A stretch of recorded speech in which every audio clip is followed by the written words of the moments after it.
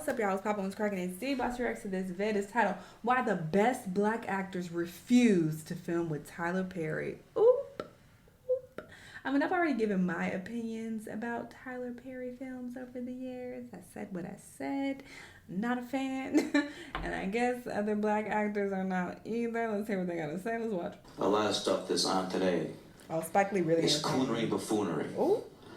And I know it's making a lot of money. Is that culinary? It's coonery buffoonery. And I know it's making a lot of money. Breaking records. But we could do better. Because each artist should be allowed to pursue the artistic endeavor. But I still think there a lot of stuff that's on today. I don't know, man. It's like Tyler Perry, he paints a very negative portrayal of black men. We ain't that bad. Like, Jesus Christ. Like, Tyler Perry makes us seem like we ain't We put too much pressure on Tyler Perry. You know what I mean? He ain't put nobody on. The people that been in his productions, they not famous. All of them can walk through the mall without security. I don't know, man. Sometimes I wonder if Tyler Perry is like, he's on a crusade to make black men look as bad as possible so women don't want us no more, so he can have all the men himself. If you've watched a bunch of Tyler Perry movies, you might have noticed something. There aren't really any A-list black male actors, or A-list actors in general, showing up in his films. And that's surprising when you think about it, because Perry is one of Hollywood's top black producers with a huge budget, literally billions of dollars. So why is that? Now, Tyler Perry's got an incredible personal story. He went from being homeless to becoming a multi-millionaire who owns a jet in one of the largest movie studios in the country. Honestly, Perry's journey could probably be his best movie yet. But instead of seeing that inspiring story, we keep getting hit with the same old formula. Perry in a wig and dress playing Medea or another character with a similar vibe. It's no wonder that big-name directors like Spike Lee have been vocal about their criticism. The man has a huge audience, and Tyler's very smart. But know what he's done. He started out, with these plays, and church buses would pull up, bought his own jet. You can buy a jet, you got money. But at the same time, for me, just imagery is troubling. And it's worth mentioning that Spike Lee is super tight with A-listers like Wesley Snipes, Denzel Washington, and Samuel L. Jackson.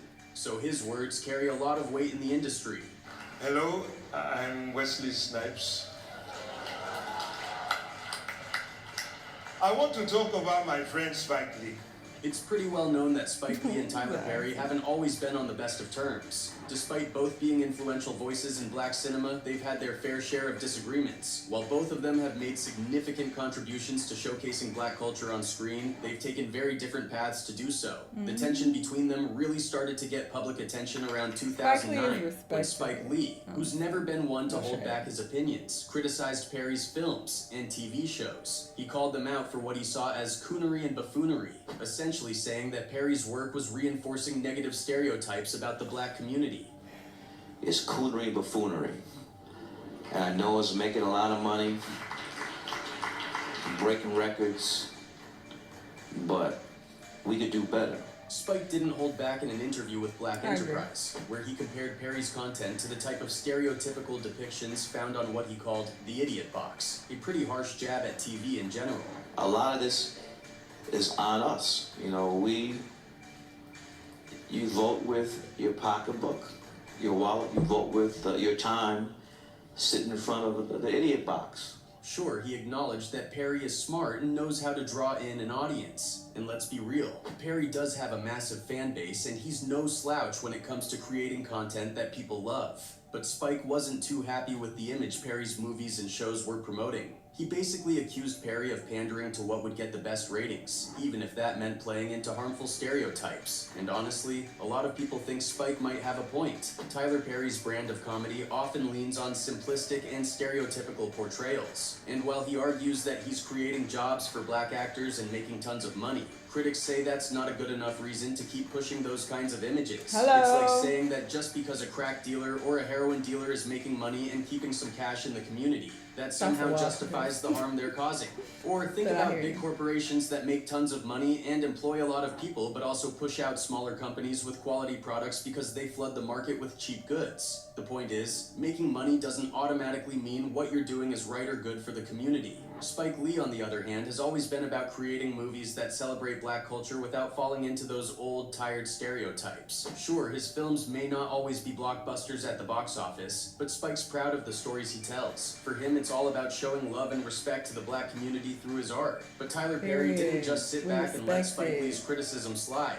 He fired back. And he did it hard. It all went down in 2009 when Perry was on 60 Minutes, and they asked him about what Spike had been saying about his work. Perry didn't hold back. He let loose and said he was completely overhearing Spike Lee's name. He sounded fed up. Perry went so far as to say that Spike could go straight to hell. Punch the hell out of you. Say something. That is my answer to Spike Lee. Go to hell. He wasn't in the mood for any of Spike's critiques, especially the ones about coonery and buffoonery. Perry was basically telling Spike to mind his own business and stop taking shots at him and other heavyweights like Oprah and Clint Eastwood. He flat out said, "I'm so sick of hearing about damn Spike Lee. Spike can go straight to hell. You can print that. I am sick of him talking about me. I am sick of him saying, this is a coon, this is a buffoon." He talked about Whoopi. He talked about Oprah. Okay, that I will agree with, though. It's like, sure, give your opinion. You know, they're in the same industry, so sure, if you want to state how you feel, then that's your right. And people are, you know, asking you about it, sure, you can state that. But at a certain point, it's like, all right, move on. If he keeps talking about him. I don't know how many times he's mentioned him, but considering this response, it sounds like he talks about him a lot. So it's like at a certain point, it does feel like it's like too much. He talked about me. He talked about Clint Eastwood. Spike needs to shut the hell up. Even though Tyler Perry clapped back at Spike in a big way, a lot of fans weren't buying his response. They started pointing out some real issues with Perry's movies, like the way they often rely on overly stereotypical portrayals of black families and black culture. Then there are those overly dramatic films where black men and women are depicted as weak, evil, or just plain problematic. And let's not forget the behind-the-scenes rumors about a toxic work environment, forced religious practices, and whispers about Perry's stance on homo. Plus, people have noticed that in many of his films, dark-skinned black male actors are often cast as the villains. I'm not a Tyler Perry fan, so this is what I got to say. It's funny how he got all this money to do everything but the right thing. And this lets me know that he's scared of white people and he has to stay in this weird box. These criticisms have been floating around for a while, and even folks within the industry are talking about it. Take Chris Rock, for example. He's pointed out a recurring pattern in Perry's movies. Rock noticed that there aren't many kind, respectful, dark-skinned boyfriends in Perry's films. To make his point, he even brought up Tupac Shakur, suggesting that Perry's movies could use a bit more diversity in their characters. He joked, Tupac might be a political leader if he was alive. But then again, Tupac might be in a Tyler Perry movie right now, so you don't know. Tupac might be the bad dark-skinned boyfriend in the Tyler Perry movie. Basically, Rock was saying that if Tupac, who was a huge figure in his day, were to appear in a Tyler Perry film, he probably wouldn't be cast as the hero. Based on how Perry tends to cast his characters, Tupac would more likely end up playing the stereotypical bad guy. Rock was just laying out his thoughts on how things seem to work in the world of Tyler Perry's movies. He even went further, adding, I would hope he's a senator, but he might be kicking Jill Scott down a flight of stairs, which is his way of saying that the roles Perry offers often don't reflect the full spectrum of black experiences. Cultural critic Jamila Lemieux also jumped into the conversation. She wrote an open letter to Tyler Perry, which NPR published at Quedos, where she didn't hold back her feelings about his use of stereotypes in his work. Lemieux was straight up with Perry, saying that through his character Medea, the country has laughed at one of the most important members of the black community, the beloved matriarch. She wrote, I just can't quite get with seeing Mother Dear played by a 6'3" man with prosthetic breasts flopping in the wind. Our mothers and grandmothers deserve much more than that. Heck, our fathers and grandfathers deserve more. Mr. Perry, you have told the Hollywood old guard to kiss your backside, and I appreciate that, brother, but many black folks have expressed some of the very same attitudes about your work that white critics have. Lemieux's point was clear. While Perry might be sticking it to Hollywood in some ways, he's also playing into some harmful stereotypes that don't do justice to the black community. So Chris Rock, Jamila Lemieux, and others are all on the same page here. pointing out that Tyler Perry's casting and storytelling choices might be playing into certain biases. They're questioning how this mindset could be impacting the film industry and the way black characters are portrayed on screen. And honestly, this issue of colorism and stereotyping isn't new to Hollywood. It's something that's been around for a while. And lately, Hollywood's been under a lot of scrutiny for it. Media campaigns and hashtags have been popping up everywhere, bringing attention to some pretty shady practices. Remember Harvey Weinstein? He was one of the first major figures to drag the industry into a negative spotlight with all those allegations back in 2017. Now there's even a new documentary spilling the tea on Hollywood's darker side, exposing some of the power players who allegedly prey on aspiring actors. Fast forward to the hashtag MeToo movement, and Hollywood has been hit with scandals left and right. Kevin Hart had to step down as the Oscars host in 2019 over some old homophobic tweets, and the hashtag OscarsSoWhite campaign is still calling for more diversity and better recognition for people of color and marginalized communities. Hollywood's reputation has really taken a nosedive over the years. Once a place where everyone wanted to be, it's now seen as a bit of a mess. Even the Hollywood Walk of Fame, which used to be the ultimate symbol of success, has lost some of its shine. It's more like a walk of shame these days, especially with all the stars who have fallen from grace. Let's rewind for a minute to a February afternoon in 1940s America, a time when Hollywood was really the center of the entertainment universe. That's when Hattie McDaniel made history by winning an Oscar for Best Supporting Actress for her role in Gone with the Wind. She was the first African American to ever win an Academy Award, and you'd think that would have been a moment of pure celebration, right? Well, not quite. I sincerely hope I shall always be a credit to my race and to the motion picture industry. My heart is too full to tell you just how I feel. Even though it was a groundbreaking achievement, the Oscars back then were still a segregated affair. Hattie was forced to sit at a separate table, away from the rest of the cast at the back of the room. Instead of her win being a symbol of progress, it was a reminder of the deep-rooted racial discrimination that permeated Hollywood and the country. It wasn't so much a celebration as it was a stark reminder of segregation and exclusion. Fast forward 80 years, and you'd hope things would be different, but guess what? Hollywood is still grappling with these same issues. Sure, there's a lot of talk about diversity and inclusion, but the actions haven't quite caught up. The 2020 Oscars, for example, weren't without their share of racial controversies, which at this point, viewers and insiders alike have almost come to expect. And don't even get me started on the snubs, like how Lupita Nyong'o got overlooked for her incredible performance in the 2019 film Us. That one still stings for a lot of people. Now, switching gears to Tyler Perry's corner of the entertainment world, you can't help but notice a pattern in his movies and TV shows. It's like, if you're a dark-skinned black actor, chances are you're going to be cast as the villain or some kind of negative character. Just look at Steve Harris in Diary of a Mad Black Woman. He plays Charles McCarter, a successful lawyer who's a complete nightmare of a husband. He straight up tells his wife he's leaving her for another woman and then treats her like garbage. It's a brutal portrayal, and it's not an isolated case in Perry's films. Our marriage has run its course. That lace front wig. What? What are you trying to say? I'm saying it's over. Charles! Then there's Blair Underwood, who's been around for a long time, over 4 decades actually, and is known for his role in LA Law. He shared a story about his early days in Hollywood and a conversation with the legendary Sidney Poitier. Back in the 80s, it was super rare to see black faces on TV or in movies, and when you did, the roles were often limited and steeped in stereotypes. This lack of representation left black audiences without much to relate to on screen. Blair Underwood and Denzel Washington were pretty much the go-to black actors for leading roles back then, and they were widely praised for their work. But even with their success, Hollywood hadn't really changed much by the 90s. According to Underwood, every black actor and actress, no matter how talented or well-known, had to hustle for the same few roles. It was like a never-ending cycle of competition for the same limited opportunities. It didn't matter if you were a veteran or a newcomer. The challenges were the same across the board. Pushback, like why they only want to see us as slaves or in the hood and Hollywood. And it's not just Blair Underwood who experienced this. You've got other actors like Philip Van Leer, who got his chance to play a villain in one of Perry's movies as a dealer. Or Ion Overman, who played a shady assistant district attorney in Medea Goes to Jail. And let's not forget Ron Rico Lee, who was cast as Chuck, an assistant district attorney, and Brian White, who played Randy, the abusive boyfriend in I Can Do Bad All by Myself. If you look closely at Perry's work, there's a clear trend. A lot of the so-called villains in his films tend to be dark-skinned and more often than not are portrayed as abusive towards women. This pattern has sparked quite a bit of criticism over the years. People are speaking out, saying that these portrayals are harmful and reinforce negative stereotypes. Take his show Bruh, for example. It's all about four black men navigating life, dealing with relationships, friendships, and careers. They're shown as close as family, always smiling and having each other's backs. Yeah, you seem nervous. I'm a little confused. Wait. Okay. Then there's Sistas, which takes a different angle, focusing on the lives of four single black women.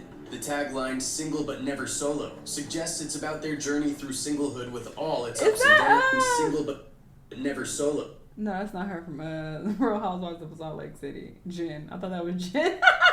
Suggests it's about their journey through singlehood with all its ups and downs. I don't want to be with you no more.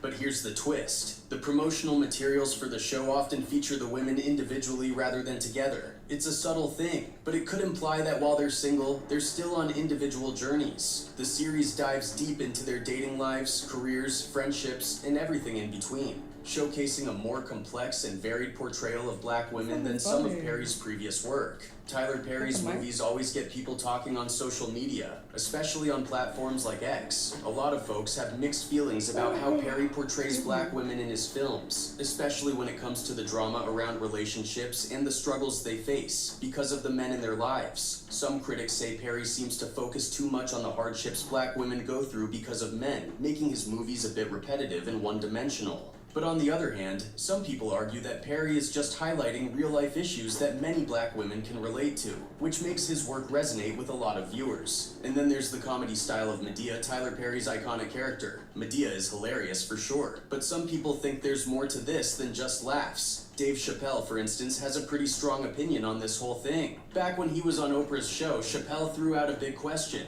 Why do we see so many black actors creating and playing female characters? When I see that they put every black man in the movies in a dress at some point in their career, I'll be connecting them down. Like, why all these brothers have to wear a dress? Like, when I connect dots that maybe shouldn't be, I don't know.